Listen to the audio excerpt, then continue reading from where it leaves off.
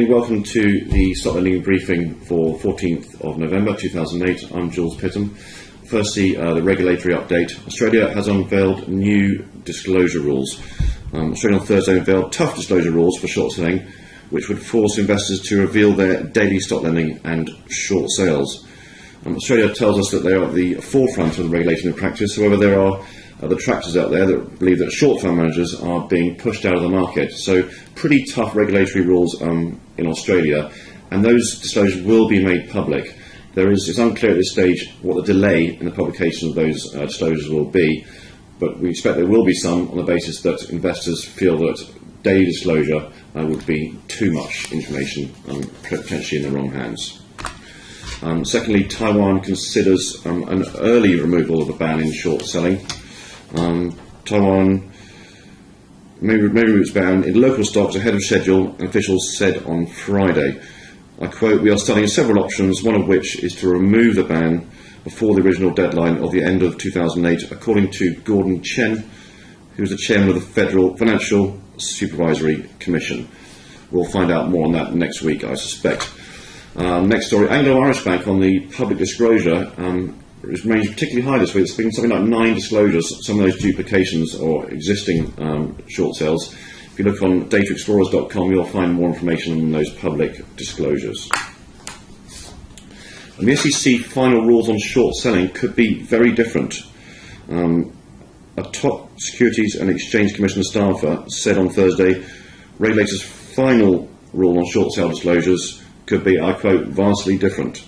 And again, the final rule could potentially be, according to Brian Bahini, Deputy Director for Legal and Regulatory Policy in the agency's Division of Corporate Finance, quoted that again. And one area in which he said the final rule could be different is whether it applies to only large institutional investors or, I quote, a broader category. The public has been very interested in the disclosure that is required, I quote. We'll have to see what comments come across after the disclosure period. So if you do have comments to make to the SEC, make sure you make them within the next 90 days prior to their announcements. Finally, a very interesting story. 5 leading hedge fund managers were in front of US Congress. US short selling was discussed. One very famous individual, I do read the transcript, it's very interesting, mentioned public disclosure of short interest without any delay would be akin to Coca-Cola publishing its recipe for Coca-Cola.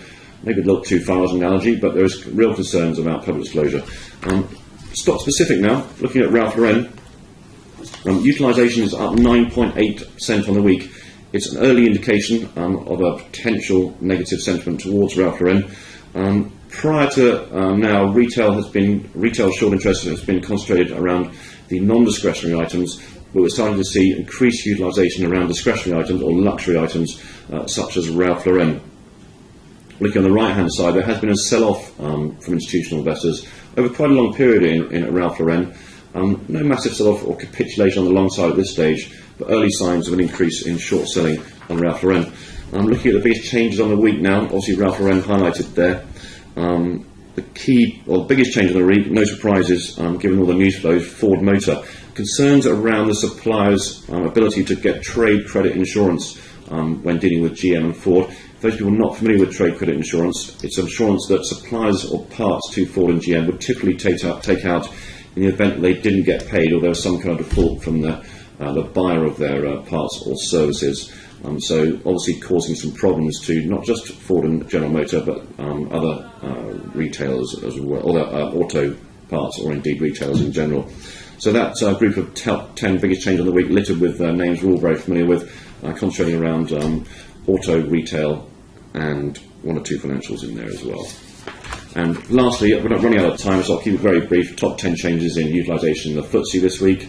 Some of those names you'll be very familiar with, but quite frankly littered with financials and also retail/restaurant items. That's all from us today. Enjoy your weekend.